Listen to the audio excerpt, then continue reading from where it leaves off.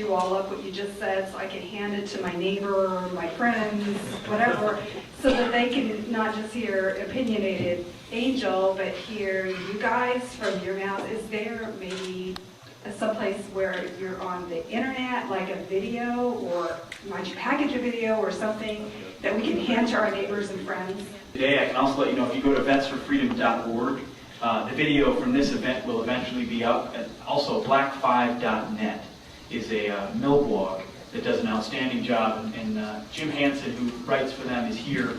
And I believe he's videotaping. There he is right there. But anyway, this will be up on black5.net and this entire forum. So if you're interested, direct friends and others to hear this, because I think what you've heard here is the type of things all of America needs to be hearing. And one other thing that I'd like to add on top of that is there's such a lot of people have a visceral reaction to the Iraq War because they don't think we should have been there, or they think we were lied to, or there's just a lot of people that are emotionally invested in this being a good or bad war. And as we've seen poll numbers change in public opinion has gotten better about Iraq as things have gotten better. 53% of the American people now believe we will ultimately succeed in Iraq, and that number was at 25% just 8 months ago. But the number of people that believe we should have gone in in the first place over that same time period has not budged. So people still, are solidified in their stance of whether we should or should not have. But what we want to come up here and say is, we want to debate and we want to have a conversation about where we are now. All right, we've got people in our organization, some of which believe we should have gone, some of which believe we shouldn't. Some are Republicans, some are Democrats. All have different perspectives. But we recognize that Al Qaeda wasn't necessarily central in Iraq in 2003. But we are where we are today. And Al Qaeda has drawn the line in the sand in Iraq. And we are fighting a real enemy there that seeks our destruction. And we can have a mature public discussion about how we best go forward as Americans, or we can drag ourselves through the partisan political mud and use talking points from 2 years ago that are no longer relevant. Screaming about a civil war and screaming about all these things. The civil war is over. All right, if you haven't gotten the memo yet. I mean, the civil war in Iraq is over. Yeah, there's still people fighting each other, but the violence is dramatically down.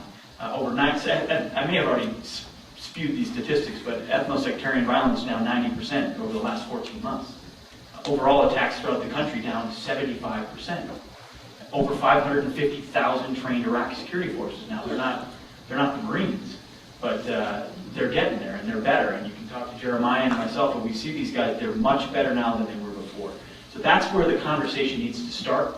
Is we need to tell people, we understand there's a lot of frustration. I was frustrated when I came back in 2006 because I didn't feel like we were using the right strategy. I wrote an op-ed in the Wall Street Journal saying, more troops, please. And what we did, we responded. We adjusted strategy. We added more troops, and it's worked. And so we need people to take a fresh look at where we are today and how we can ensure that we leave a stable society behind. And that's what we're trying to do with Vets for Freedom. One of the things, being a Vietnam veteran, being an infantryman, being lucky to come back, one of the things that really irritate me in the news is that they try to say that our soldiers are ill-equipped. They don't have the most recent equipment.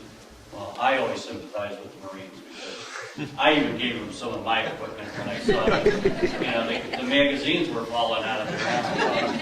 But what I'm getting at is that the news media is constantly so anti-military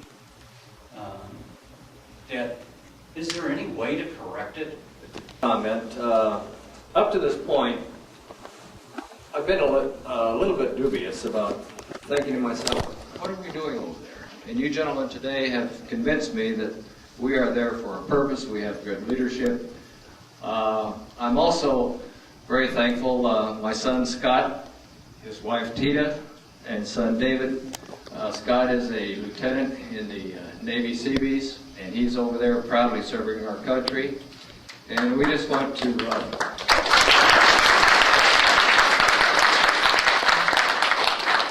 thank you all for what you've done, and keep up the good work. Okay? Thank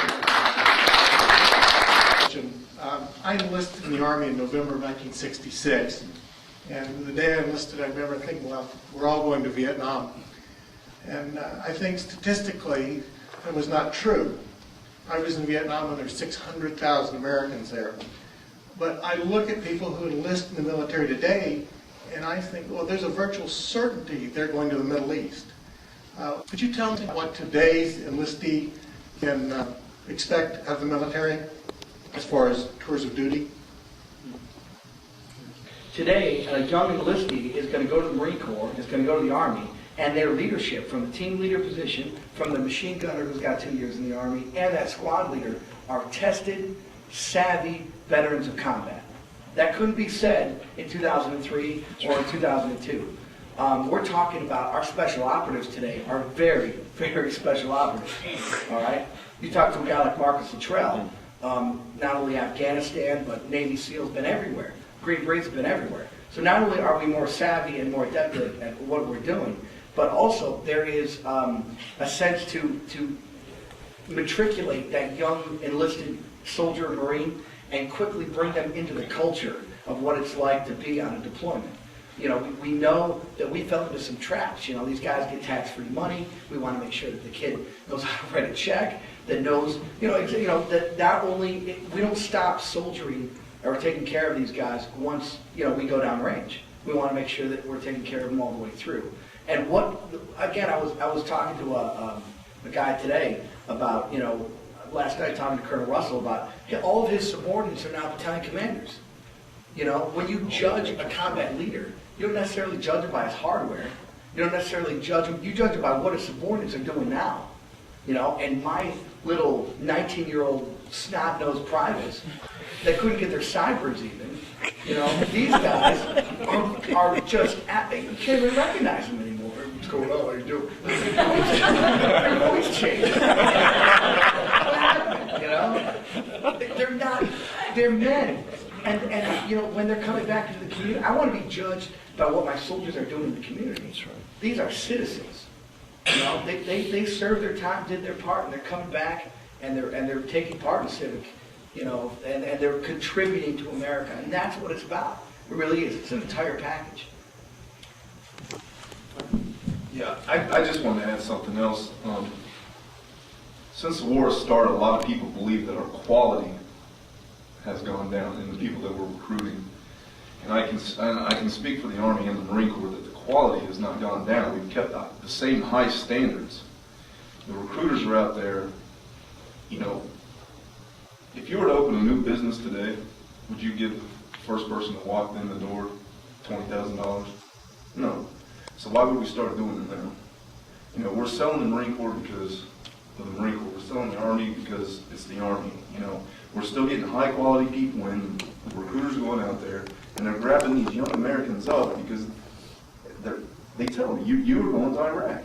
And it just tells you what kind of, the youth in our country, they want to be a part of something and they believe in what we're doing. There's no lying, there's no deception. These young Americans want to be a part of this. They feel like it's their duty to do this. It's really hard to sell, serving your country today with a war going on.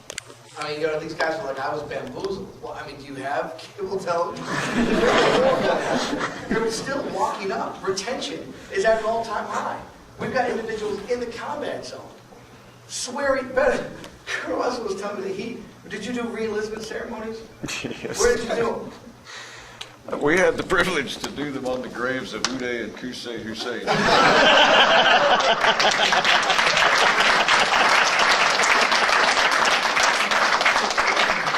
And then we would celebrate by watering the graves down afterwards.